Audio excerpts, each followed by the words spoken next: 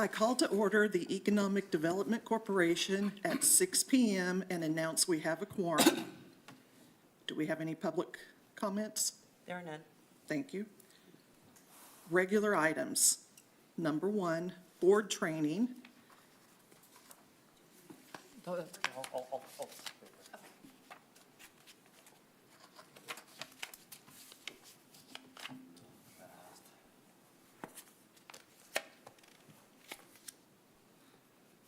Maybe before we get into board training real quick, we can do the introduction of members. There we go. So let's go ahead and introduce our new members that we have here, and then everyone else can actually just introduce themselves as well for it. Maybe we'll start down here with Alan. Yeah, I'm Alan Pedersen. You want a little 30-second background? Sure, go ahead. Yeah, sure. Actually, I grew up here at Trophy Club. My folks moved here in '81, so I've been around a while. I have left and come back. I've spent about 20 years in a family business in the development and management of large-scale entertainment complexes, namely aquariums and F&B. We did one in San Francisco at Pier 39, a big aquarium there, one in Mall of America, and most recently in Guam in a joint venture with Louis Vuitton, Moet Hennessy out of Paris. And been there for 25 years up until the end of 2023. And decided it was the right time to exit. I had a son and wanted to come back to Trophy Club, so here I am. Very good. That's the short version. Well, thank you very much, and welcome to the board. Thank you. Okay. Garrett. Garrett Wallace. I've lived in the Metroplex my whole life, but the town about 8 years. 2 kids, 10 and 13. I own 6 retail stores that sell outdoor patio furniture. Okay, awesome. Great. Then we'll go ahead and introduce as well the returning members. So. Terry Addington, Vice President. I have been in Trophy Club since 1982 when my parents moved here. And I'm a realtor at Trophy Realtors. Joe Longo, 5-year resident of Trophy Club. I feel like I'm a newbie on the board. My background is I spent 40 years in corporate America. A few years after that, launched my own business consulting. My background is in basically business management. James Calloway, been in Trophy Club for about 8 years. I have kids 11, 12, 13. I'm an architect for the University of North Texas. I've been on the board for about 6 months too. Very good. All right, so, and I'm Brandon Wright, I'm the town manager here in Trophy Club, and you'll see me at a lot of your meetings. Your staff liaison, though, is actually Tamara Smith, who sits behind me. She's the assistant to the town manager, and she helps with all things economic development, and you will find very quickly that she's your best resource that we could possibly give you here on this board. We do tonight, as we get seated with the new members, and kind of the start off of a brand new year, we want to make sure that we spend some time going through just general boards and commission training for you, and then training that's as well that's specific related to economic development corporations for it. And I'm not quite sure to the answer to this question, but for our 2 new members, have you ever been part of an economic development corporation before in a governmental setting? No, I have not. No? Okay, very good.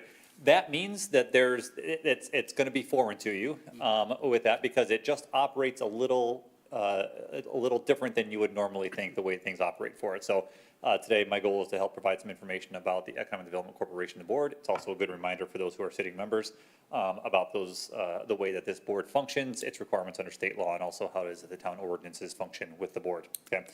Before we get to that part, though, let's just talk about boards and commissions in general. Okay, so I'm going to spend some time going through the training here for we'll talk about the meetings, the chairs, vice chairs. We'll talk about the Opens Meeting Act. We'll talk about emails and decorum and things like that for it. First of all, I mentioned before that Tamara Smith is your staff liaison. She's going to help you with most of the things that you have going on. Right? It's going to be helping to prepare, the calendars, the agendas, the meeting minutes, and things like that, and helping to make sure that all those things are taken care of, as well as any business of the board. Okay, so when you have things that need to be accomplished, Tamara will be your first point of contact in helping you to get through those things. Now, as an economic development corporation, right, you don't necessarily manage the staff. Okay, so it's not your staff member per se, right, but she's here to help you with those elements for it. And then, for the most part, she's going to make sure to take care of the things that you need. If ever there's a question about, hey, they're asking for something that's a little bit outside the normal line, or it's kind of a really big ask on that, I might get involved and kind of just make sure that we mediate the middle of that and make sure that we are keeping her time into consideration as well as the interest of the board at heart, okay? Let's talk about chair and vice chair. So this is, so all of the chairs, and the process for different boards and commissions is a little bit different depending on which group you're looking at. For this group right here, the EDC board determines its chair and its vice chair and also its secretary. Okay, so tonight, that's actually, I think, one of the agenda items that we have on the agenda tonight for you to look at. The chair essentially is the one who presides over the meeting and helps to facilitate those things. Also, I believe in the function of an EDC, I believe is a person who actually has to sign some checks every now and then as well, related to that. Yes, and also part of it is the treasurer and. Oh, that's the right, thank you, of the board. secretary and treasurer. And even though he's saying chair, it's the corporation bylaws reference the positions as president, vice president, treasurer, and so on. And we have the recommendation for the treasurer and assistant secretary in your paperwork. Okay. The vice president or vice chair, right, is a person who will fill in for the president when the president is not available to attend a meeting on that. And so that person will automatically then become the person who is presiding over that meeting and helps to facilitate the discussion. Okay. All right, you don't have any alternates on this board, so we're going to go ahead and go through that. Let's talk about some of the responsibilities, right? Representation. You represent the residents and the citizens of the town of Trophy Club. For it. That is your position here on this board. You actually do have some fiduciary oversight as well because you have funds that are specifically dedicated to the use of economic development programs here in the town. All right. You want to also make sure that in the representation phase of this, right, that as an individual person, you don't represent anything.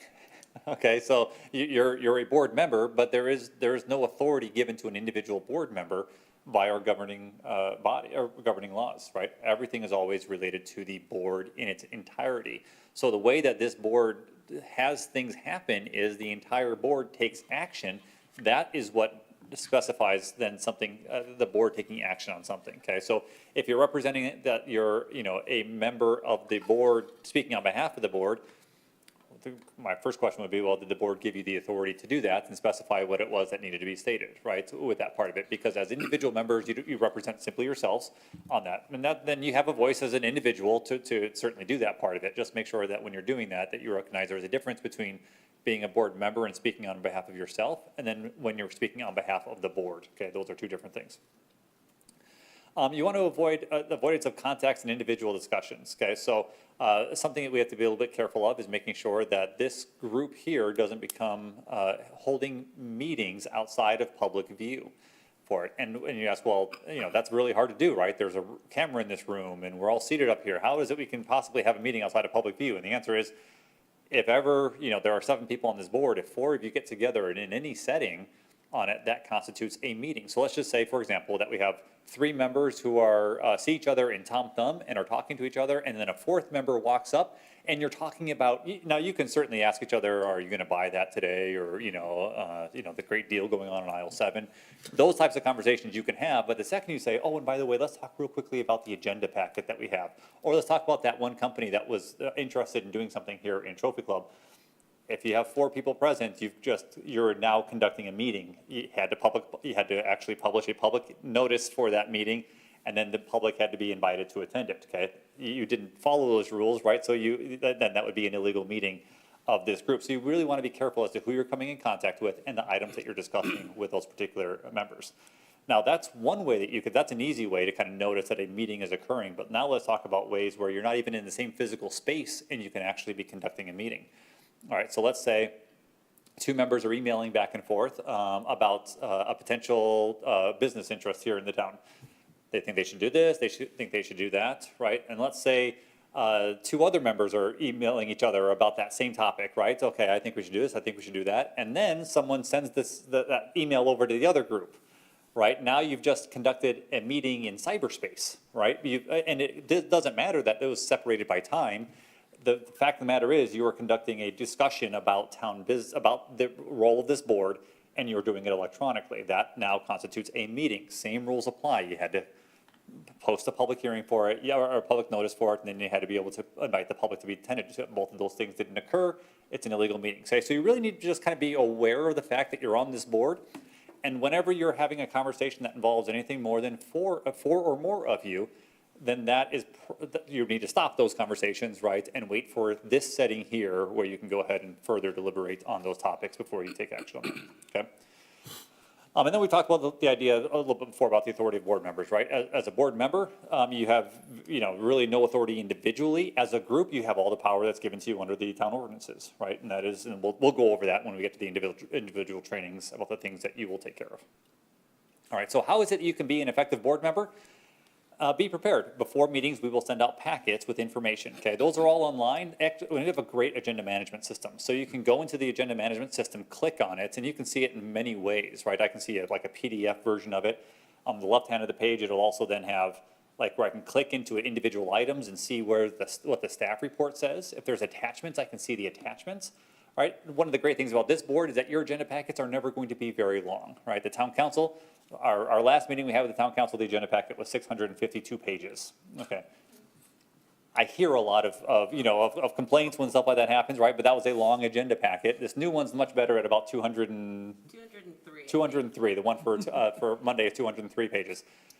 You will not have 203-page packets, right? So yours are going to be much more easily digestible for you. So please make sure that you are looking at those packets before coming to the meeting for any particular items. Ask questions.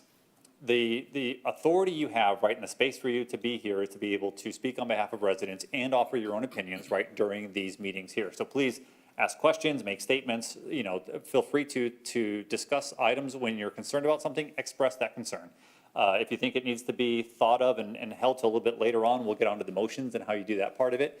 But then recommend that it be tabled for another meeting so that you can continue to discuss that item, right? The idea here is that you have a full opportunity to discuss, ask questions, and deliberate on topics that are important to the residents of Trophy Club. Maintain focus. If you start to notice that you're going down rabbit holes, right, kind of bring the conversations back, and a lot of that's on the president, whoever's the chair for that meeting, needs to make sure that the conversation kind of stays on topic and that we remember that part. Also remembering that because we have to post the items that we talk about publicly, right, if we deviate too far from that, usually a staff member is going to say, we're veering off topic and we didn't post to the public that we were going to be holding this type of a conversation. So if we start off talking about an incentive for one company, and that eventually becomes us now worrying about maybe, traffic in front of that business, and all of a sudden, wait, hold on a second, what are we doing traffic-wise? Did we put up the right light there, or things like that, right? All of a sudden now we've left the topic that we posted on the agenda and we've gone on to another one. What we'll do is we'll just kindly remind you, oh, this wasn't a posted agenda topic, so we need to get back to the agenda topic at hand. Okay? Being punctual, so this group is usually pretty good at it, but always remember that everyone's kind of waiting for the meeting to start on that, both here as well as we televise this one. All right, so or televise or we just record? Remind me. It's live. It's live, yeah, live streamed. So if there, we probably have 500 people out there waiting to watch these meetings. And they can't wait until it starts, right? So being punctual allows us to get everything going on time for that. We talked about active participation and watch and listen. Okay, watch each other, listen to each other, listen to whatever, the public are saying, the staff is saying as well. Part of being a good board member is learning to listen and kind of understand what's going on in the room. Okay. We talked a little bit before about meetings and agendas. Okay, so a meeting is any deliberation between a quorum of members of a governmental body at which any public business or public policy is discussed. Okay, so that's a very, just be very careful on the way that you're interacting with each other. When we do that, we have to give notice of a meeting. We need to give at least 72 hours of notice. We usually do more than that, but 72 hours is the state minimum on that. If ever we don't get that posted in time, we'll have to cancel the meeting and we'll just reschedule it for a time where we have sufficient time to post 72 hours in advance. Okay, so sometimes there'll be like, oh, can we hold a meeting tomorrow, right, on this one? And you're like, no, you can't. You have to wait 72 hours. That's our earliest from the point of posting. And then the agenda, there's typically an agenda order that we'd like to follow. First is calling to order, and then the second part of that is going to be some public comment just at the beginning of a meeting.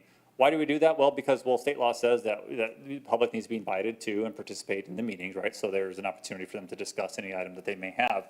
The second reason is that our local laws actually then require that a public be given a reasonable opportunity to speak at any public meeting that we have with the council, or of the board.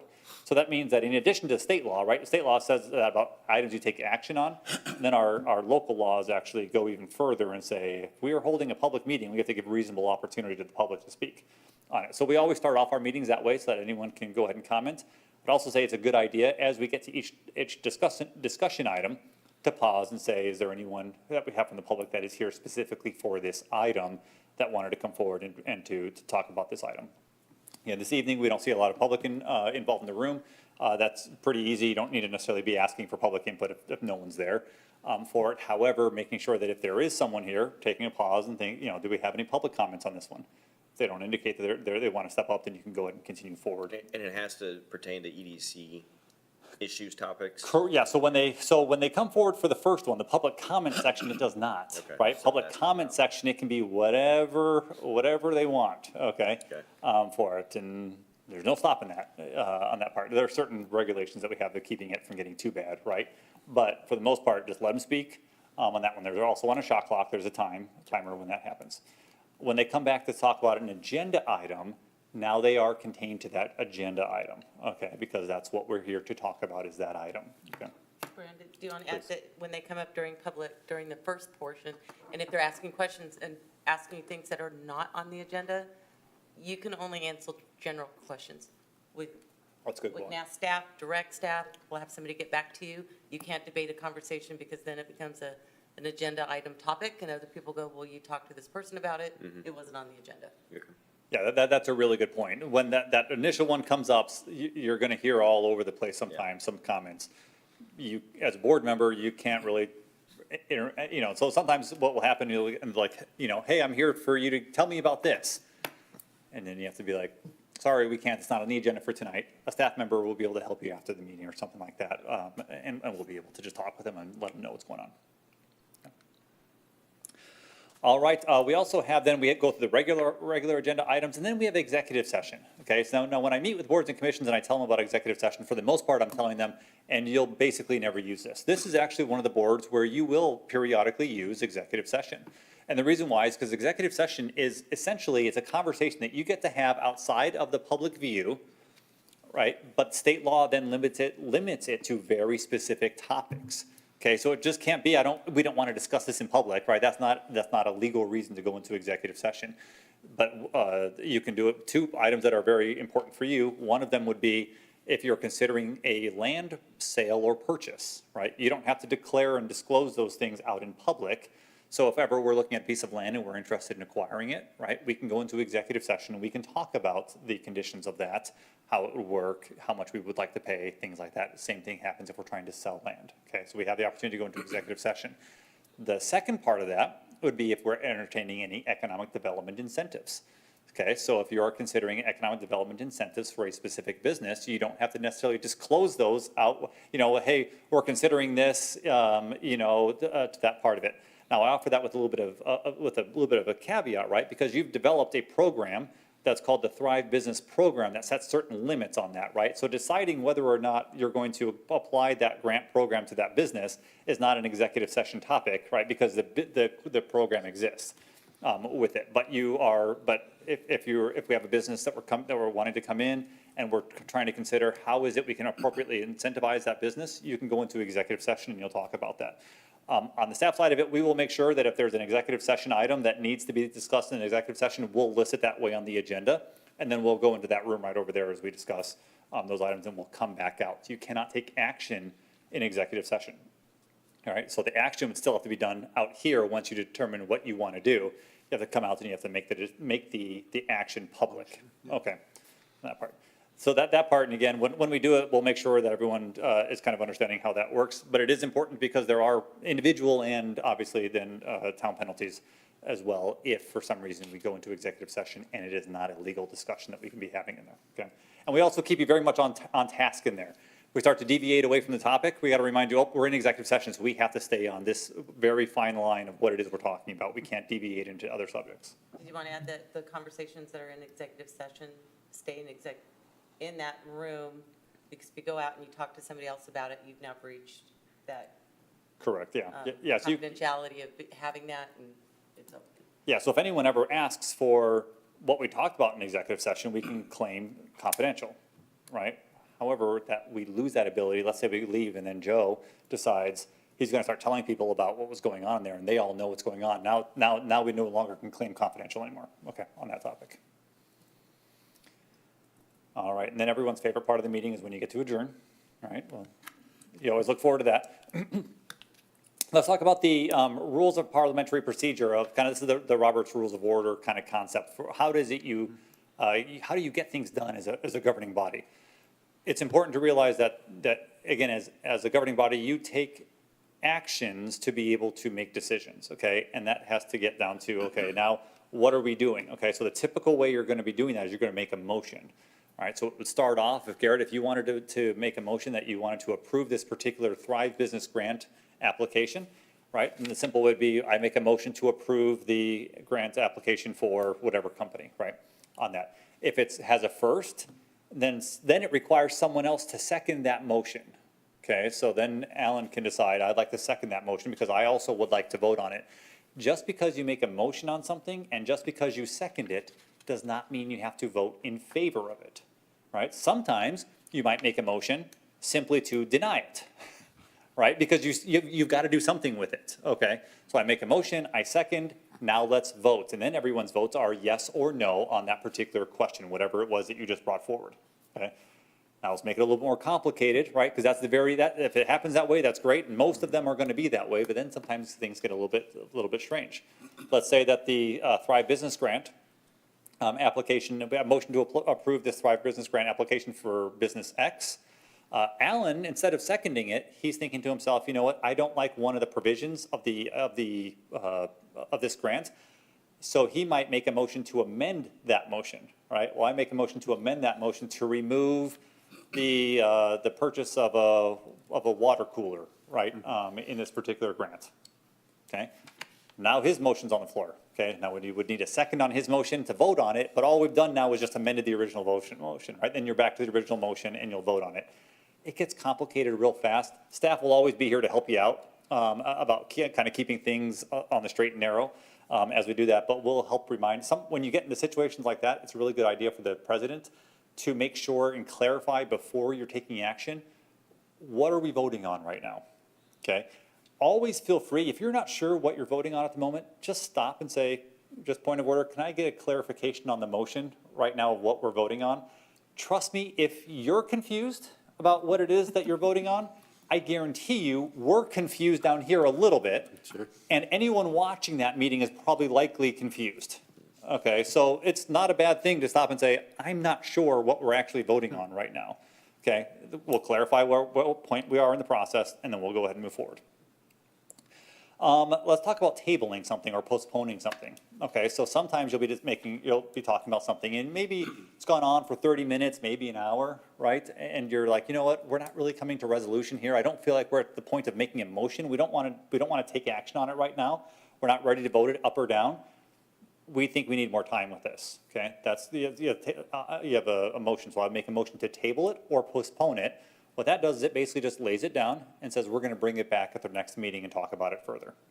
Okay, so that's what that item does. That's a particularly helpful one when you're just not quite ready to take a motion on it, because sometimes, hey, if we vote right now, while we think we might be able to get to an answer on this one, if we had to vote in its current situation where we are right now, it's probably not going to pass, on it. And so thinking, well, let's just go ahead and table this to a future conversation. A point of order. So sometimes you might want to call out like a point of order. When you do this, sometimes it's to get clarification on something, right? Point of clarification, point of order, just kind of ask. It basically says, I'm interrupting, all right? Point of order, I'm interrupting with that because I either need some information real quick on something, or let's say that the chair, the president, right? Let's say that they're conducting the meeting in a certain way that's kind of out of line with the way it should be conducted right now. So let's say for some reason, right, Terry doesn't like Joe. right? And Joe's been sitting there wanting to talk the entire time, right? He's got something to say, but Terry just won't recognize him because she has to recognize someone to give him the floor, right? So she's going to Garrett and Alan and everyone, and James is over here and he sees it and he's like, point of order, I think we should let Joe speak before we're ready to move on from this item, right? And then then the presiding person would say, if they say yes, great, and everyone's okay with that process, right, you move forward. Let's say the chair says no, though, right? They'll say the chair says, you know what, no, I don't want to give Joe the floor. Remember that the board is always in control of the meeting, all right? So there, what you would do is you would, what's the right motion on this one? In fact, essentially you would make a motion to question the chair's, the chair's decision on that one. Okay, so you're questioning the chair's decision. And then someone seconds that motion, then you're actually doing a vote to whether or not Joe speaks. Okay. Hopefully that will never happen. Hopefully that never happens. But the tools are all there, right? And I bring up this point, the tools are all there to make sure that the meeting gets conducted the way that the board wants to conduct the meeting. Even though you might have a presiding authority who is facilitating the meeting, does not mean that that person controls everything in the meeting, right? If it's not being followed according to decorum and regular rules, then this group has the tools to be able to say, you know what, I'm not real comfortable with the way it's being handled right now. We should go back to doing it the right way. And then if everyone agrees, then you put it back in order and you keep moving forward. Okay. So just be aware of that part of it. Let's see, call the question. Sometimes you'll just get to the point in the conversation where you know that there's no more to be said on this, right? We're just repeating each other over and over and over again. So I make a motion that we call the motion, right? Okay, that stops it. Now presiding authority says, yep, now's the time, let's go ahead and do that. Okay. And you call the question and you move on. All right, your attendance at meetings is important. It's a good thing. We do keep track of it. We do report it to the town council as well on that to make sure that they're aware of where we are with attendance for members of this board and commission.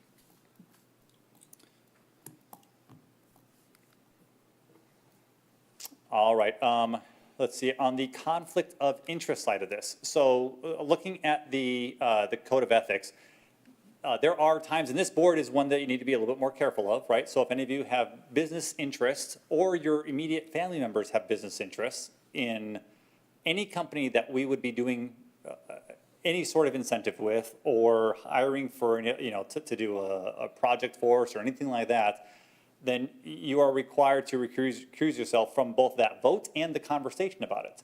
All right, so that means, and it actually does require some paperwork to be filled out as well. You have to disclose your conflict of interest in that. So if ever you see something on the agenda or you know something coming up, right? So right now we've been using McAdams for one of our contractors. Let's say, Garrett, that let's say that your spouse is an executive there at McAdams, right? Okay, then you would actually need to disclose that conflict of interest. Turn in the paperwork. We'll help make sure that you get the right paperwork for it on it. And then once that item comes up on the agenda, you would actually just get out of your chair.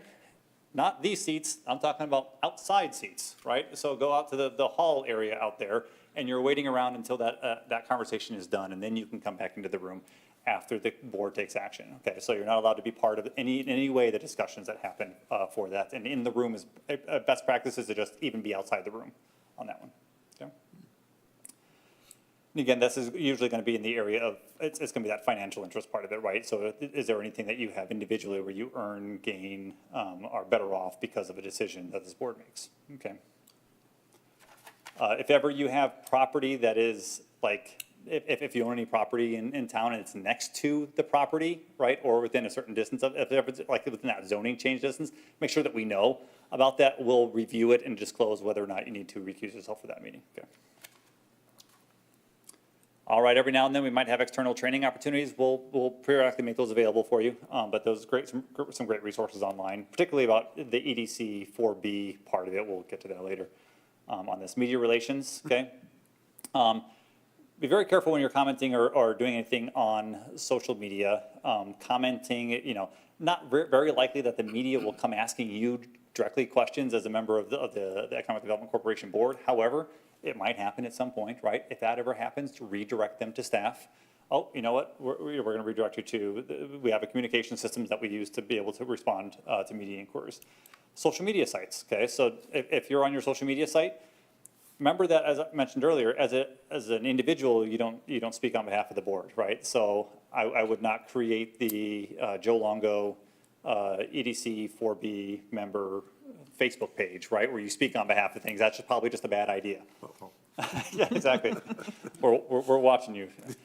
So I would, you know, try and keep that part, as an individual resident, right? You have all the voice you want and need over there, right? But as a member of this board, you don't speak on behalf of the board, right? You don't speak on behalf of the town, so you really shouldn't be in that space on social media on part of it. So be very, very careful. Even if you like have several posts where you're saying, I'm a member of the Economic Development Corporation Board, I'm a member of the corporation board, and then the next item is things you think should or shouldn't be done, right? People will connect the two dots with each other. So I would just kind of leave off your social profiles, things related to this, okay? On that part, it will just be far easier for you. All right, and also remember that on social media, if you start responding to each other, like on social media things, right, that can be a public meeting space as well, just be careful. All right, town email, all of you were given town emails as part of this. We strongly advise you to use your town emails for the purposes of this board. Why is that? Number one, all of your communications, right, no matter what format they take, are public information related to the business of this board. Okay, so what that means is any resident of Trophy Club or anywhere beyond Trophy Club can request and say, I want to know what Alan was communicating with that particular business prior to that deal being done on it. They have a right to that information. Okay, state law says it's their information, right? They can have it on it. So we would have to then go through and grab your stuff. Now, if you're not using your town email system for those communications back and forth, then I've got to come over and say, okay, let me see your Gmail account and whatever it might be, right? You know, and we have to start going through it and looking for things. It gets messy real quick. Just keep to your town emails on town business, and that way it's there. When it's on the town email system, I can just go in, we can go into the system on the town side of it and grab all the emails and send them over. And then you don't have to do anything. So much easier for you on that part. So please, please, please use your town email for town business. It will protect you, right? Because then what happened, let's say, you know, the request comes in and you don't want to send it all, right? Or I choose not to send something, right? Well, now you've actually just created you've committed a misdemeanor by doing that, right? So you want to be really, really careful in that process to do it. So just put it all on town email on it, and then we have access to those information should someone request it. Not very often that it happens, but if it does, trust me, you'll be glad that you did. And also, when we send out information about the agenda packets and things like that, we'll always be using your town emails, okay? Now, we understand that you might not be checking these every day. Yes, the traffic has lessened up a little bit, Mr. Ryback. We realize that you might not be checking your email every day. You can forward those emails to your personal email, right? So that you at least notice that, oh, I got an email from there. If you're gonna respond at all, go back to the town email and then respond from there as opposed to responding from your personal email. All right, we are working on a brand new board and commission manual that will be done. And hopefully, fingers crossed, we're gonna have it approved by the town council at our next council meeting on Monday, October 28th. So assuming that they do that, we will share a copy of that board and commission manual with you. That will have lots of other great tips and information about being a board member. Is that the 203 pages? No. Okay. Yeah, it's part of the 203 pages. It was, Just well, checking. yeah, it was part of it, but I think that one was only like 20. it's 20 pages and it Yeah. has a lot of pictures and illustrations, so the text content maybe, Exactly. maybe, Just needed Yeah. context. We'll Yeah. We tried to put pop-ups in there, but it didn't work, so. All right, do I have any questions of general board or commission material right now? And then I'm gonna go into the EDC stuff next. For the executive session, is that something you make a motion on to do, or is it something already programmed in? Great question. Yeah, so it's on the agenda, right? You can, so you don't necessarily need to make a motion to go into executive session. However, if ever you're concerned that the topic's not one that you shouldn't be going into executive session for, you can actually call the question as to whether or not you go into executive session. Okay. And that way you're kind of clarifying, we're all good. And if for some reason you feel like you shouldn't be in there because of whatever it is, you can stay out of that meeting just to protect yourself. But executive session will be on the agenda because it needs prior approval by legal. There's two ways of doing that. One of them is to just list the item and say, we're specifically going to executive session for this item. Then usually we do a catch-all on the agenda as well that just says somewhere on the bottom. Right. We can go into executive session related to any eligible item on this agenda. Because sometimes you'll be talking about something and then it'll pop up and you're like, well, wait a second, this is a topic, we can move into that. That one we'll be much more careful with. Most likely it's gonna be on the agenda listed that way. Okay. Any other questions? No? All right, let's get into the fun part of it. All right, so now let's talk about the Economic Development Corporation, okay? So just some of the basics, right? First of all, every member here, as you know, is appointed by the town council. You do serve 2-year staggered terms. So 3 of you will, there are 7 members, right? So 3 are coming up for 1 year and then 4 the other year, and it just flips like that every year on it. And so we hope that you'll want to serve for multiple years because that actually makes it so we have some continuity. 2-year terms are relatively short. You act as an advisory capacity to the town council. All right, so your items do have to go on and get approved by them and on it, but whenever you have things that you want them to consider, you'll take action on those items and pass them on. Your purpose is laid out, you have a bylaws document for it, and we probably actually, let's go ahead and send out the bylaws to everyone so that you have the most current version of the bylaws for it. I think we did it about a year ago or so, we probably need to resend those bylaws back out for it. But your purpose is to promote economic development within the town. The bylaws are kind of old, they've been around for a little while, right? As to eliminate unemployment and underemployment is kind of the way that the bylaws read for it. We'll talk about that later. I don't know if that part's real applicable to our current environment as a town right now. The EDC budget is developed at least 90 days, so you actually are one of the few boards, right, because you are an economic development corporation, to establish a budget, right? So in order for your budget to be approved, you have to approve the budget, and then you pass it on to the town council, and the town council approves it, okay? So yours has to be developed at least 90 days prior to the commencement of each fiscal year, right? So our new fiscal year is always October 1, so that means around July timeframe, right? You guys should be approving your budget, and then it's passed on to the town council and approved as part of the larger budget that they approve, okay? It is not effective until it's approved by the town council. And you are a nonprofit development corporation created to finance new and expanded business enterprises, right? So you actually are given certain state laws or state authorities to be able to do certain things, we'll talk about those, related to economic development, okay? So I talked a little bit before about this idea that you actually have a pot of money, okay? It's very different from most of our boards and commissions, right? We have a board and commission, but they don't have necessarily a pot of money to work with. Economic development does. Okay, the town has a 50-cent sales tax that is dedicated specifically for the EDC, and that brings in about $750,000 annually. Okay, what kinds of things can you do with it? We'll get to that here in a second, right? But you're going to use that money, right, that funding for things to be able to promote the efforts of the Economic Development Corporation throughout the year. Okay, projects have to be approved by the council before you start, right? But you can do things like you can pay for land, buildings, equipment, facilities, targeted infrastructure, and improvements. You can do all those things. Okay, so let's say, for example, that there's a roadway that needs to be installed in order for us to expand to a new business area, right? You could actually pay for the infrastructure to put that in place to get to the expanded business area for that. You can buy land. Okay, so this corporation actually owns 2 parcels of land very close to us.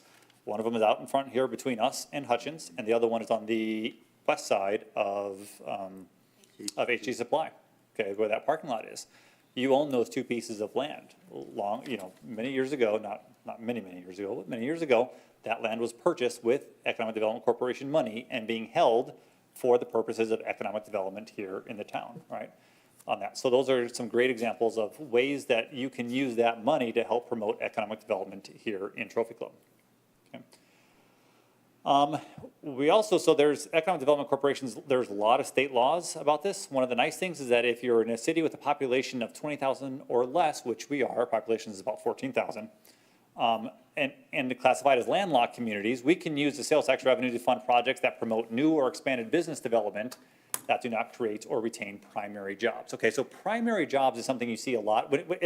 If you're around other economic development corporations from larger locations, they're gonna be talking a lot about primary jobs. Primary jobs, think of them more as like your blue collar type of industries, manufacturing, right?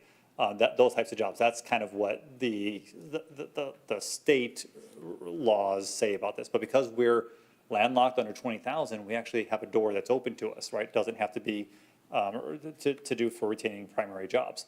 It's this authority right here that allows us to be able to do things like the Thrive Grant Program. Okay. So ours allow us a little bit more flexibility in how it is that we structure that. Now, staff and our legal attorneys will always be able to help with kind of interpreting what's the best way for us to do this. Usually we're looking for, how is the best way for us to use our money that's complying with state law. If ever we're not sure about it, we'll probably be like, hey, we need to do some more research on this and find out, is it going to be an eligible use? Most of the time, there's some way for you to kind of fit it in, but not always on that. So we'll just have to work through those loopholes. But there are state law restrictions on how it is that we can use type B economic development money. Now, I keep saying this phrase type B, right? Why am I saying type B? Because there are two types of economic development corporations. There's a type A and a type B. A type A focuses on primary jobs and more of those industrialized manufacturing type of businesses, okay? Type B then says you can do all that stuff, plus you can also do the more quality of life items as well, okay? So you could do a park area that expands, that you create, like you could develop a park that you put businesses around, right? And the park kind of helps support those businesses. You can do that kind of things with a type B corporation. It gives you more flexibility to create more like entertainment areas with that funding. So here's the examples, right? So manufacturing or industrial facilities, research and development facilities, those ones are easy, right? These are these type A, they sound very type A. Military facilities, recycling facilities, distribution centers, small warehouse facilities, right? Primary job training facilities for use by institutions of higher education, regional or national corporate headquarter facilities. I don't think we're going to be going after a lot of those with our particular location, all right? But then we keep going, right? Infrastructure improvements to promote or develop business enterprises, right? Maintenance and operating costs associated with projects and job training. Quality of life improvement projects, okay? So sports, athletic facilities, tourism and entertainment facilities. These are these type B things that start to creep in now. Parking and transportation facilities, okay? So let's say, for example, that we needed to build some sort of a parking area for the small area plan, right? Economic development funds could pay for something like that, okay? And also promotional expenses, right? So promoting this area, but it's capped at 10% max for the amount that you take in a year. And it must advertise or publicize the city for the purposes of developing new or expanded business enterprises. It's not just a free-for-all. It has to be focused around what you're doing. Let's see, we talked about, so then see with population 20,000 or less, right? Land, building, equipment, facilities, expenditures, targeted infrastructure, and improvements found by the board of directors to promote new or expanded business development. Provided, right, that for projects which require an expenditure of more than $10,000, the city council adopts a resolution authorizing the project after giving the resolution at least 2 separate readings. So this is where kind of like some of these funny things happen, right? So we'll have to we'll conduct public hearings. We might approve it twice, right, on that. We're just complying with state law during that process. We'll take care of that on the staff side. We'll make sure that it gets handled correctly with it, but just kind of know, oh, wait, is this being done because of the state law part of it? Yes, that's why we're doing it this way. It feels a little weird with it, but it's what the state law requires. We have to publish the project at least 6 days prior to undertaking a project. So sometimes we have to we've got to take some time to publish. Isn't really a defined term. It's not talking about publishing in a newspaper. We just have to disclose the fact that we're doing it. We've talked about the idea of the chief, right? So in the chair, the president, chief executive officer of the corporation. The president is in charge of the properties and affairs of the corporation, presides at board meetings, and signs and executes documents. That's the authority of the presidents, right? Very unique in that. When we talk about simple chairs at most boards and commissions, you don't have any of these authorities other than preside at the meetings on it. But in this one, the person's also in charge of the properties and affairs of the corporation and signs and executes documents. Vice president is going to be filling for the role and for the president when the president's not around, right? Treasurer, responsibility for all funds, right? Endorse and sign for collection of issuance, checks, and other bank obligations. On that part, secretary keeps minutes of board meetings. We'll keep the minutes on the staff side of it. And then give and serve all notices. We'll keep going that. All right, what are the responsibilities of a board member? Okay, so now we talked about what do the governing laws say about what the board member responsibilities are? Well, it says if you're directed by the town council, right? So it starts off with this qualifying statement on there. It's not just whenever, right? Research, develop, prepare, finance, and implement a recreational facilities development plan. That's one of the things that's given to you within the rules here, okay, for it. So if directed by the town council, right? I would say in most cases, they're probably not going to unless you're looking at some sort of a recreational area that you're planning on doing as more of an economic development boom to the area. All right, exercise all rights and powers granted under the act. All right, that's the 4B Act, with the objective and for the purpose of developing and diversifying the economy of the state of Texas and the town. This is, that language is a little bit old, right? Eliminating unemployment and underemployment and expanding commerce with the state. Okay.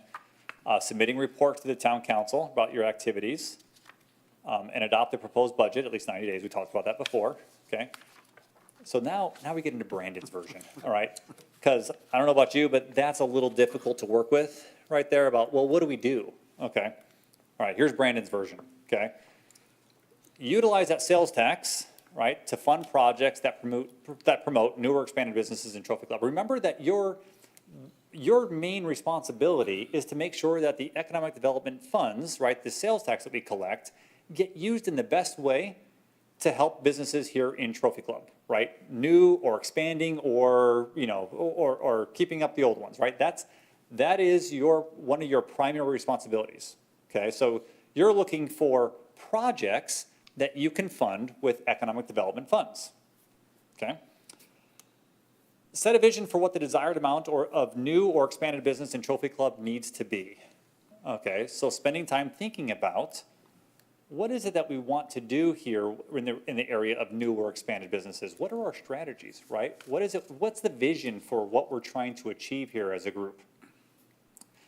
Identify projects that will promote a sense of place. Okay, so sense of place is something that is very, very important right now in the economic development world, right? Which is that it's not just about building a structure, right? It's creating a location where businesses can thrive, right? So what do they need, right? Well, they need coordinated infrastructure.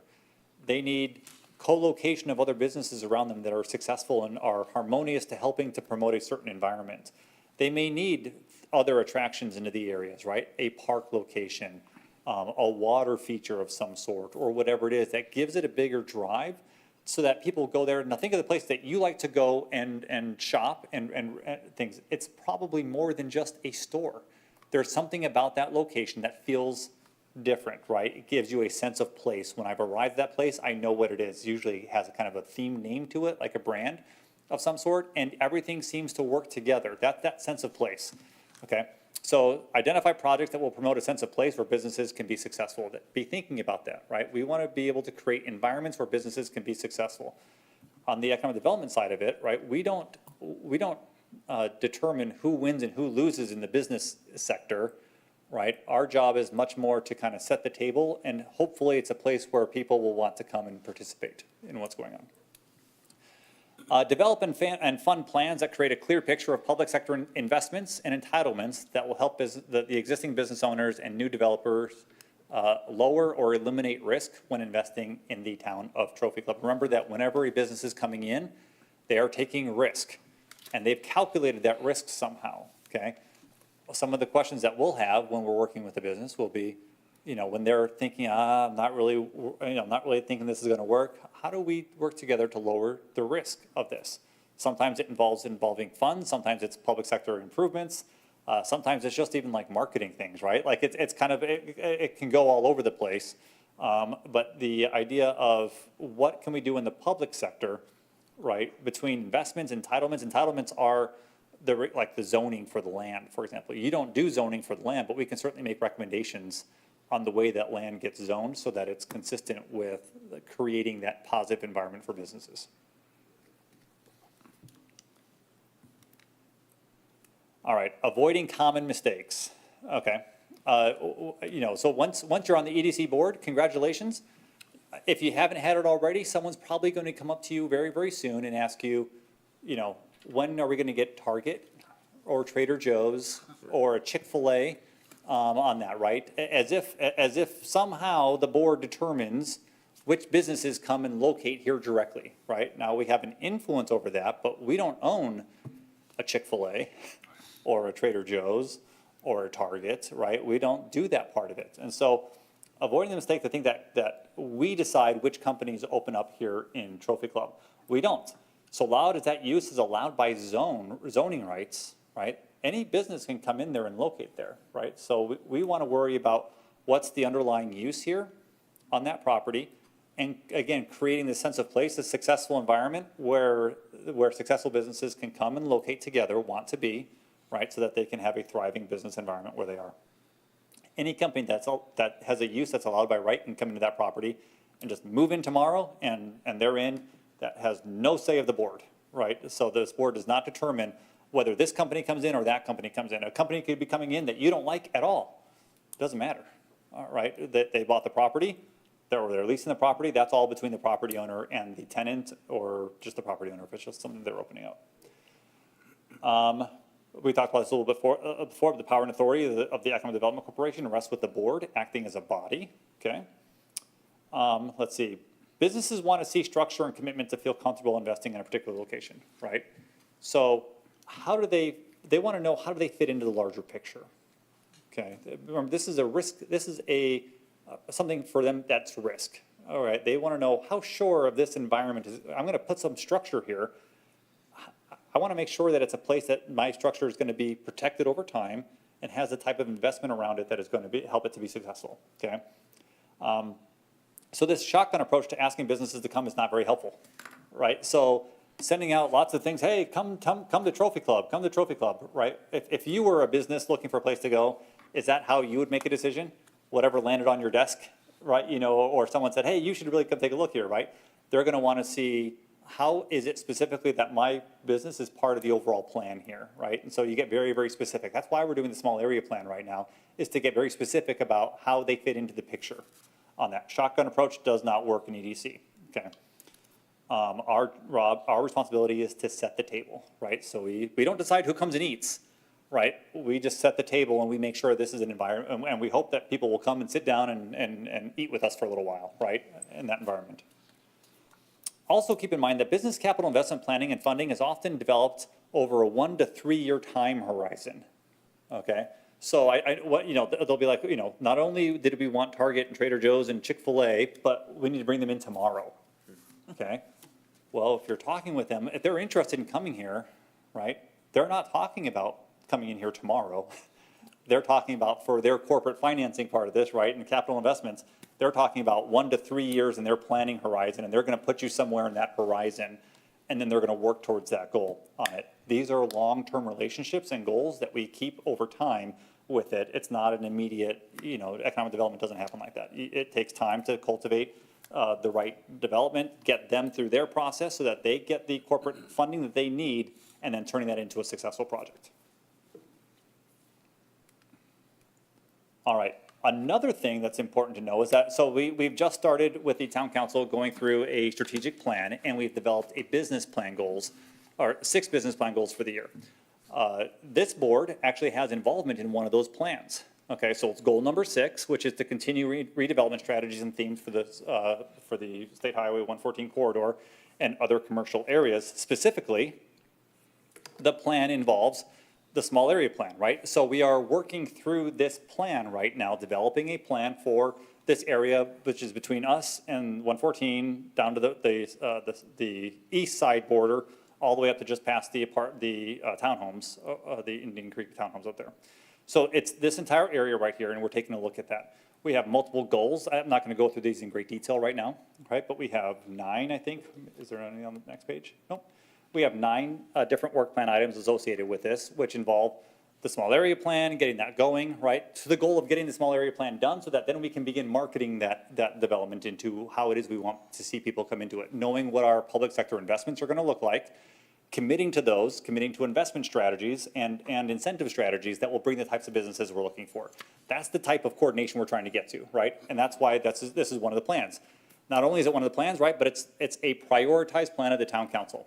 Okay, so one of 6, there was only 6 goals that they adopted for the year as being the ones that we need to focus on to make sure that we get done in this. The small area plan is one of those goals for us to accomplish, okay? That strategic plan is available online. You can look at all of it if you want, but there are some other identified initiatives for us to kind of keep in our horizon right now that involve that involves this board right here. So one of them was to collaborate with the EDC to promote state compliant incentive programs for commercial projects, right? And establish clear business area standards. I think that's one that we'll be talking about over time. We're not looking at that goal until really next year, right? This is a 5-year plan, so we've kind of timed out when things happen.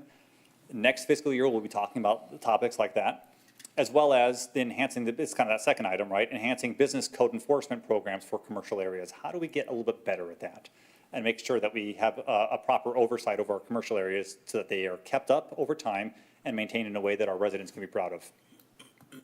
We'll also be talking about the business policies for renovation, signage, parking, draining, right, or drainage, so that we make sure that we're taking a look at those things as well. Incorporating commercial areas into the wayfinding and signage plan. So we're working on a wayfinding and signage plan right now that will incorporate some of the business areas into that. Reevaluating the Explore Trophy Club program is also one of those. That Explore Trophy Club, if you're not aware of it, is something that we do to help promote our hotels, our restaurants, our entertainment type of things, the golf course, things like that, right? Things that people would want to come here for. We have an Explore Trophy Club page. If you've never seen it before, go to Explore Trophy Club. If you go to our main website, you'll actually see there's when you go to the landing page, there's 2 things to click on. One of them is I want to go to the governmental site, and the other one is I want to go to the Explore Trophy Club site. If you click on that Explore Trophy Club site, you'll see there's actually a lot of great information there about it. And then the last one is identify local business groups and explore shared goals between the town and businesses.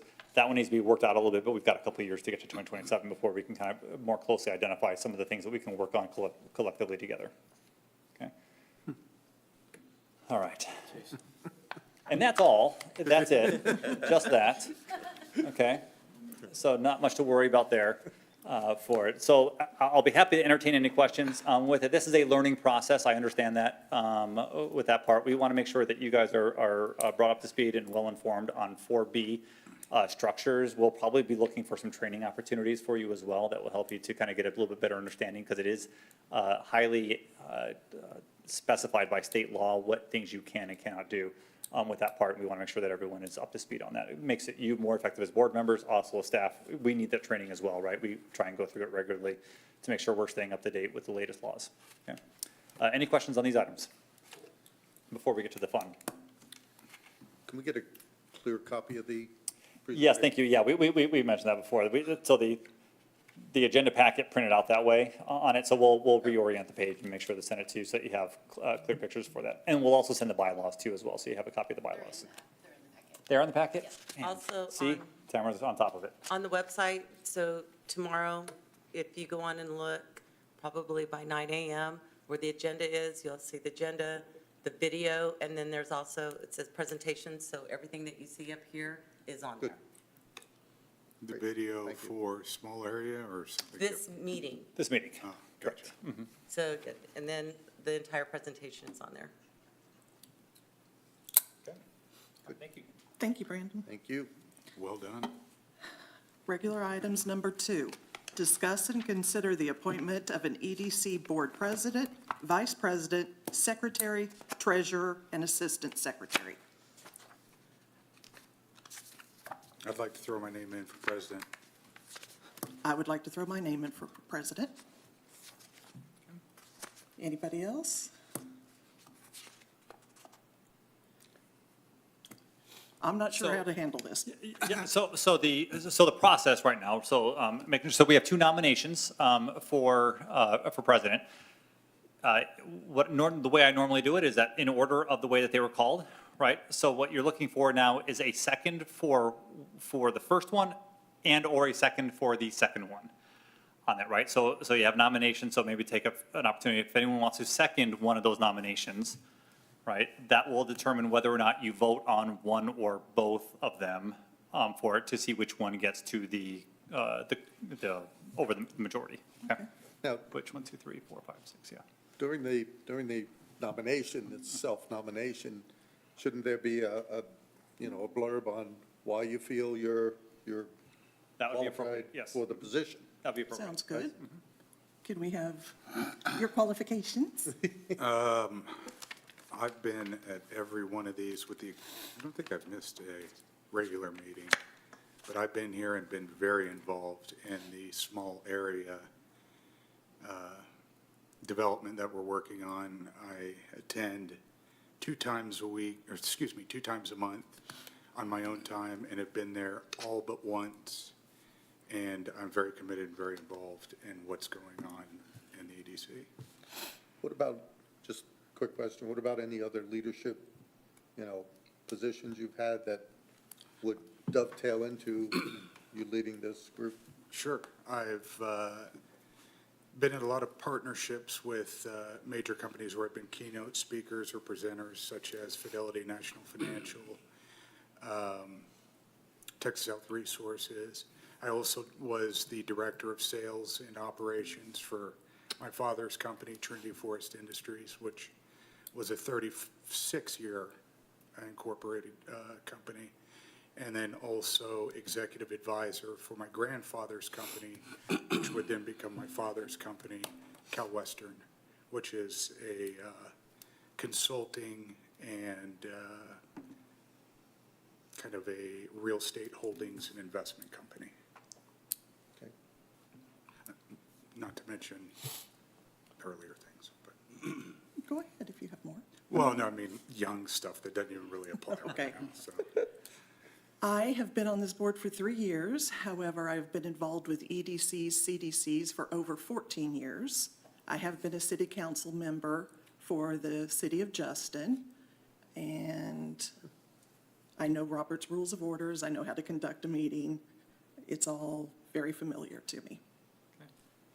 Do I call for a second for? Correct, yeah, so at this point, then, you don't, if anyone would like to second one or the other, right, we just need a motion for someone to second the nomination, okay? And someone can nominate one, and someone can nominate, someone can also second the other. You're determining here the order by which you're going to be voting on it, okay? If it has the support for a second, I second John Ryback. okay? I'll second Terry. Okay, very good. So in that order then, and I'm just helping out process-wise, just. Yes, Oh, good. just Please. To help with this, exactly.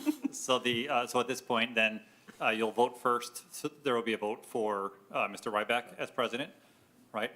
If that does not achieve a majority here, which is 4, right, then you will take a vote on Terry at that point as well, okay? On it, so that's how the process will go for it. So you'll start first with the vote for Mr. Ryback on it, because he was the first one nominated, and then you'll take a vote on Ms. Addington, because she was the second one nominated, Okay. okay? So President, then, if you'll call for the vote on appointing John Ryback as president. Can I have a vote? Can I call for a vote for John Ryback as president, please?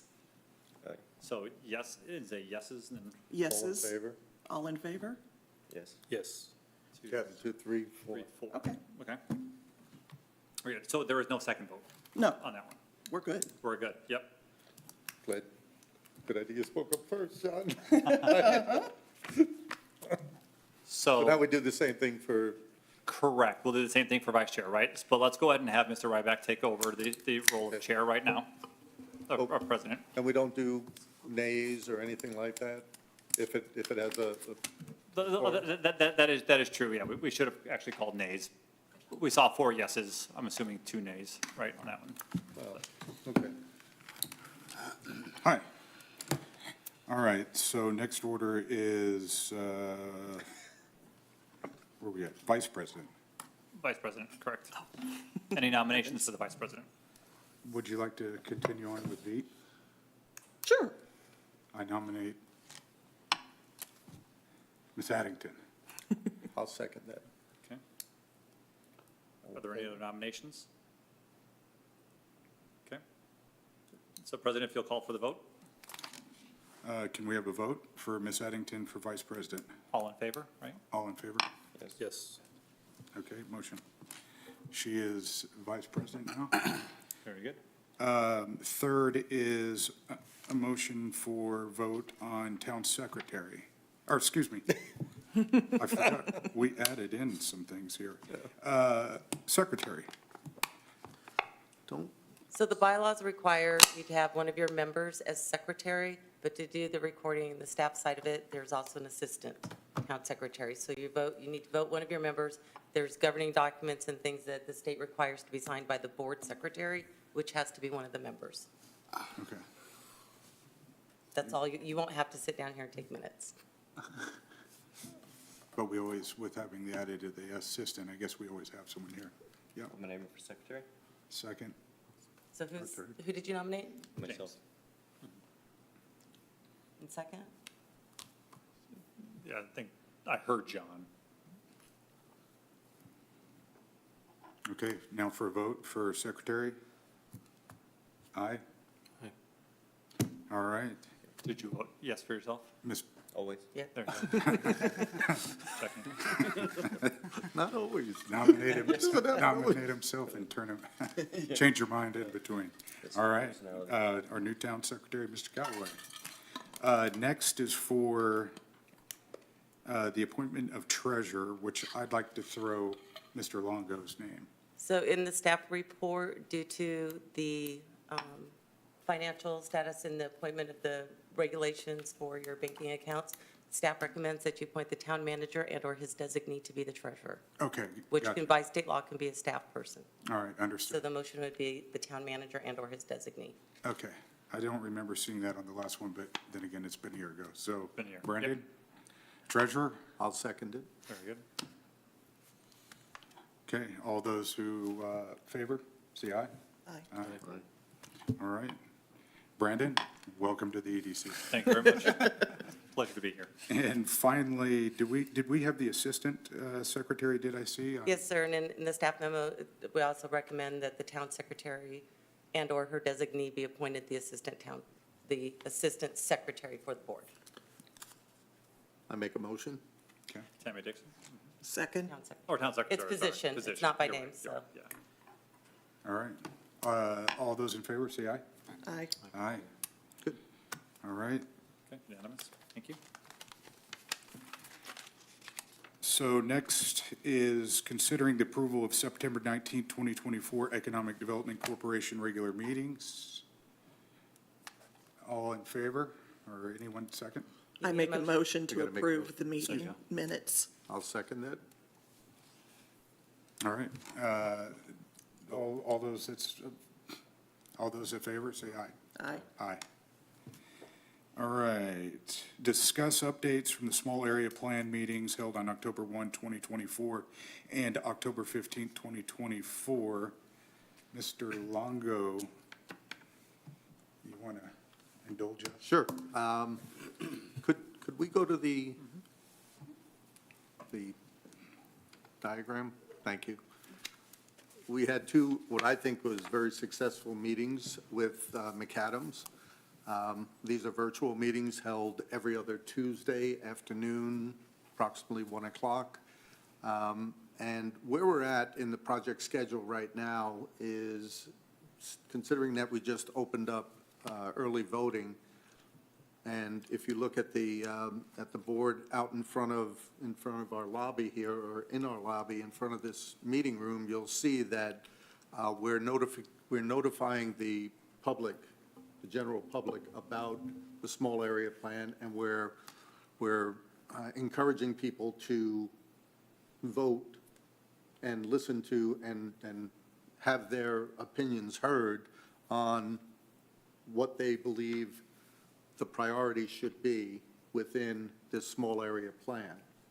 And there's going to be additional advertising. The marketing department, the town marketing group has done a spectacular job with a video.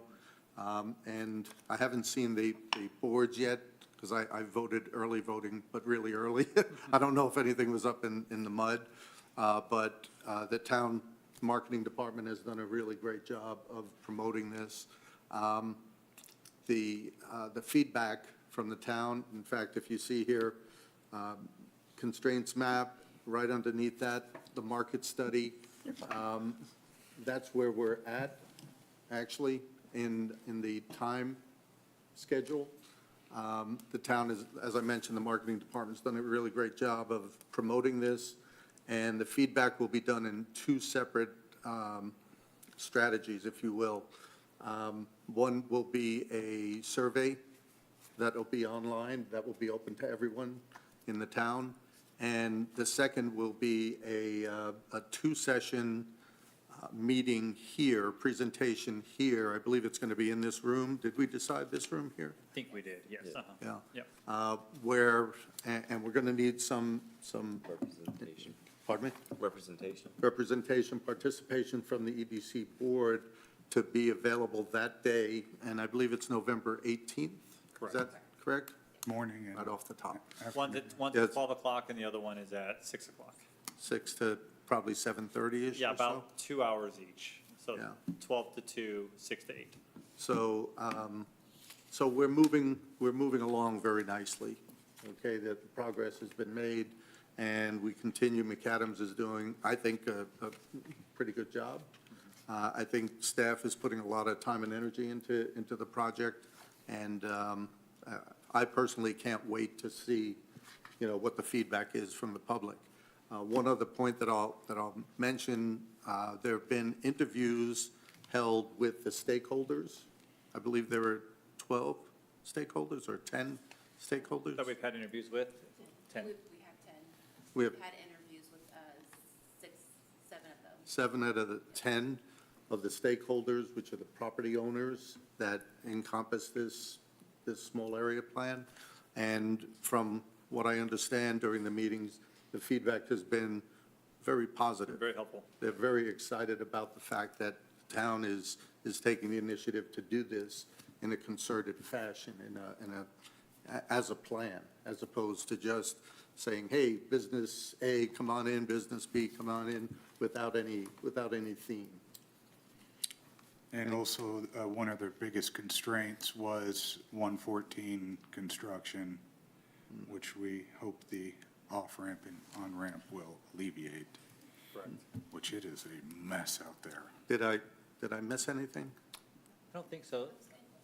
One thing that I did find out was one of the property owners is selling one of the assets, and that is Wood Spring Suites, which will be at the end of this month.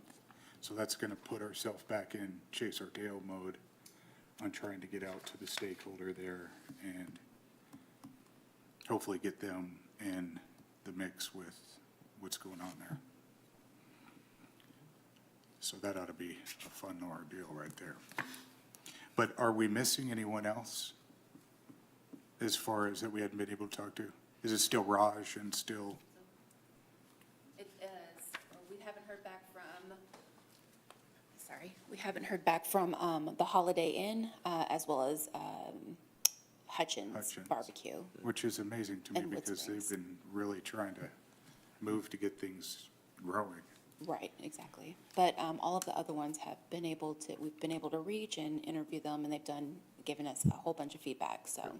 And then were we, I can't remember, was there going to be an open house, for lack of better words, where you guys were going to get all these stakeholders in one meeting, or were you doing them McAdams doing it individually?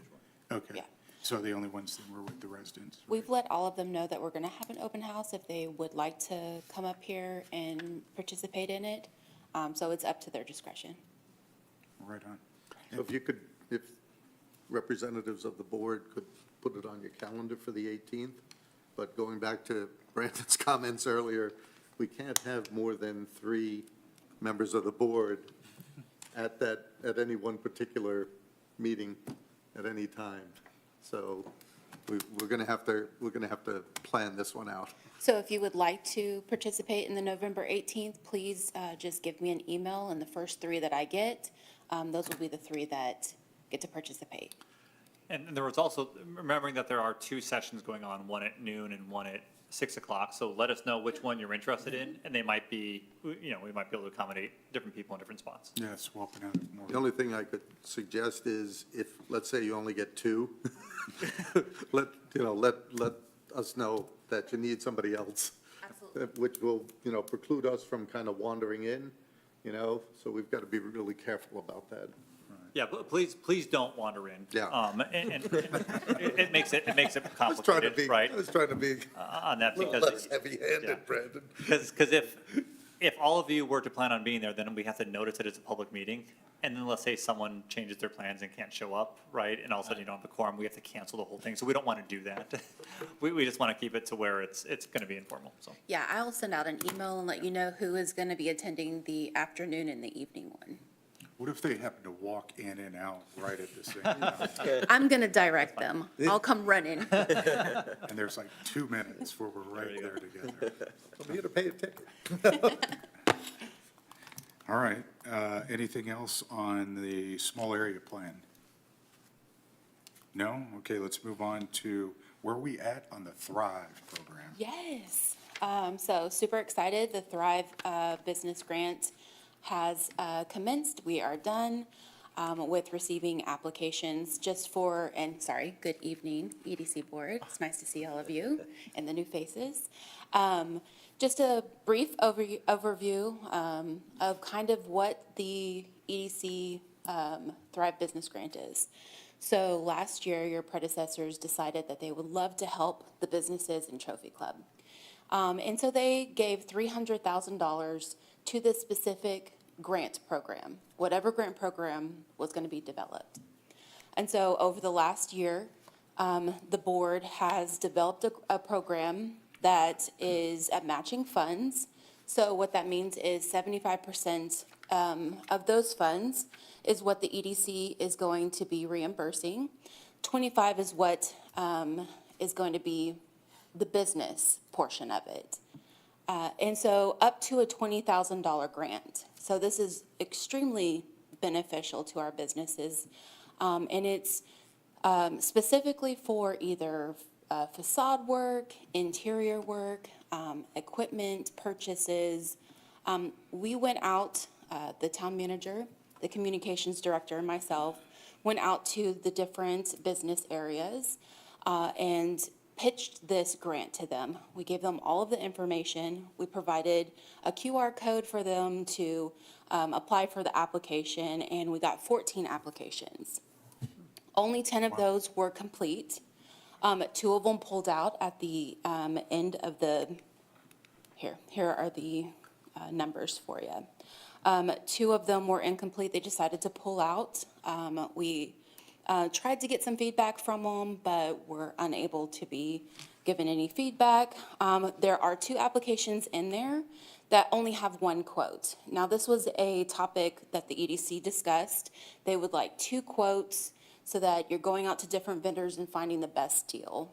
And unfortunately, for 2 of those businesses, because it's just a specific type of item that they were requesting, they were only able to get 1 quote. That is in the EDC SharePoint site for you. If you would like to review those, I have not provided a review sheet for them. Until you let me know that you would like to review those, we're going to keep them as an incomplete package until next year, and we'll reach out to them again. Because one of those caveats of the grant is that we'll hold on to your application if you don't get approved for 1 year, and you can reapply with that application next year with the information of why it wasn't approved. And so we can definitely give that to them. The 10 that are complete are in the EDC SharePoint site for y'all to review. This evening, I will send you an email with all of the information, and you'll get a secondary email saying that you've been added to a SharePoint site, the EDC SharePoint site. So we got 10 complete. Complete. 2 just barely, Yes. which Okay, I understand, then 2 that are incomplete. So last time we spoke, correct me if I'm wrong, weren't we around like 6 or 7? We were, So we yes. doubled it, that's. Yes. And to give you kind of an overview, we only have about 10 businesses in the Tarrant County, which is this area here, and only about 80 in Denton County. So that is a great turnout for being a very first-year grant program, being complete, and the feedback from them was extremely positive for EDC. They were extremely positive, thanking y'all for providing this program for them. So part of that $300,000 in fiscal year '25, we've only allocated $150,000 to it, which with 10 grants, we're looking at being able to provide most of them with the up to $20,000. That will provide for another year of grant rounds. So next year, we'll be looking at another $150,000 for the Thrive Business Grant. And that would begin in January? So yes, we're looking at a January to December date because, for this first fiscal year, because of just how it all laid out. Right. So they'll have from January to December to complete their project. Now, we can do the fiscal year that the town does, which is October to September for this next round, if we would like to. And that just means that all of the dates will be pushed way up, and we'll be starting the grant program a lot earlier. Well, couldn't we possibly get the 2 that are incomplete in there? The only thing I worry about is they wait till January and then they don't get a decision until December. So we won't be able to assist any of the incomplete ones this year. Right. that's what I Because mean. they were unwilling to give the information. Now, the ones with the one quote, they have a That's full what package except for an additional quote. That's what I was. So I think we need to have some sort of, if that's the case, if it's a very specialized piece of equipment that's Yeah. only available from one vendor, personally, I don't think that they should be precluded, from qualifying. I think we should maybe have a session to review that and, look for some guidance, not only from legal, but also from, a business arena within the town staff that will qualify the fact that, yes, you can only get this piece of equipment from one supplier. I think we need to revisit that. Yeah, I mean, working for the state through procurement, there's always a sole source justification for, Right. very specific things that are used. I mean, I use those all the time with the state. I would assume we probably follow some of those same standards at the city level. We do, yeah. So was the 2 quotes voted on? Because, I mean, Yes, that's, it was That's- voted on by EDC. It's in the grant program outlines. that just will preclude a lot of people from doing stuff in the future, because it's, for a Well- business owner, it takes a lot of extra time and It does. effort to get all that stuff. And we started late on this one, too. I mean, we didn't get it passed till July, right? And get through in August, and then we had till October. Right, and September 30th was going to be the actual due date, but because of Especially if quotes, then we like more. extended it to the 18th. The qualification of 2 quotes was voted on, but the actual, those 2 applications was not voted on. So at least I haven't seen the applications to say, well, these don't qualify, because of only one quote, but that's what I'm suggesting that we revisit. Yeah, I think if the board would like to make a motion that you would include those in the review packets for scoring on them, then you can make a determination, as you do, whether or not it meets kind of a sole purpose or a sole source type of a purchase on it. For that, I think that would be perfectly fine. So I'll make a motion, if I may. It's not a, Oh, that is true. We don't have consideration on there. We hear you. So no motion? You No. can't take action on it tonight, for. Because it's that- not on that's the okay. agenda? It's not on the Correct. agenda. So let's postpone this discussion and put it on the agenda for our next meeting. Can we put it on the agenda too, to talk about the What? 2 quote system? Yeah, so what we'll do is, on our side, we'll Well, go just ahead more and than include the specific scoring, one. the scoring packets for those 2 items. At the Right, next like meeting, reversing the vote. in order for you to consider them, we'll just Okay, have you that's what take an it was. action that will authorize you to be able to do it, to justify why the one quote Right, was, I thought it was was a sufficient in special this case. special- Right, and then you can, because at that meeting, that's the one that you'll be actually determining whether or not you're going to award a grant or not to that company. Right, we're not going to change the qualification. Correct, yeah. Right. That's It'll not be what an I'm asking. exception. No, no, no, I'm asking to just review a sole source. that there's a justification for that component, yeah. Right. Yeah. Okay. So can we also put on to review requiring 2 quotes to maybe reversing that? So we'll look at kind of what has happened this grant cycle and what we can do better in the next grant cycle at a later date. We'll definitely, and we can add the 2 quotes in there as well. Because we're looking at something similar to having an open meeting where they come in and we invite them to show them kind of, this is what the EDC is looking for. These are the goals of the EDC. Just before the grant program happens, that might be more beneficial. So at a later date, we'll go over all of these items and then you can vote on what we want for the next grant cycle. This is more like a learning kind of process on this first. Yeah, this is the very first one, so, Which we'd hope to grow this thing at some point. Right, I've used it before in other cities, so I was just, it's quite a bit different here. yeah. Okay, so part of the review process will be an EDC SharePoint site, like I've been speaking about. On that SharePoint site, we have the business grant applications, as well as the small area plan. I've put all of our minutes in there, the Gantt chart, all of that is in there for you to review. And then I've also put in next meeting dates. So this will be kind of like a way for you to, if you have questions, you can just go to the site and look and see about any kind of meetings, or look at last week's minutes for the small area plan. And so here is a short little video of kind of what the SharePoint site looks like. We have 2 at top, and then the next meetings are going to be at the bottom. If you want to see all of them, you'll just do see all, and those will be all of the meetings that we have coming up. Each of those you can click on. So the Thrive Grant, the completed grants, the grant review documents, and then the only one. And then the small area plan as well. And we have our minutes in there, and then, of course, the schedule. So this is kind of what it looks like. Like I said, you'll receive 2 emails, one showing that you are a part of the SharePoint, and then another one with just more information about how to get to the SharePoint. I hadn't seen that Thrive little logo there. It's not bad. We're good.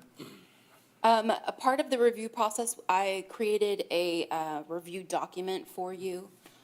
This will have eligibility criteria, application material, and so this is kind of what it'll look like. The first page, you'll just be making sure that it is a complete package. Check marks on all of the eligibility and then the application material. I have already gone through and made sure that there's no town liens on any of the businesses that have grants. The second page will be more of a numbering system to see, okay, does it meet EDC goals? How does it impact Trophy Club? And this will be a scoring system for you to say, okay, this one scored really high. I would really like this one to be approved.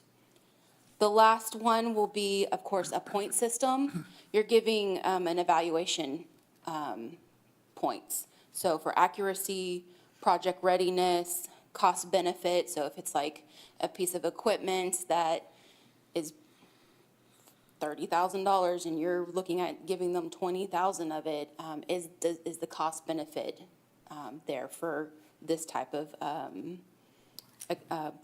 this type of project? And then the alignment with the EDC goals is this is for EDC, you know, does it meet your goals and expectations? And then the impact on the project in Trophy Club, which is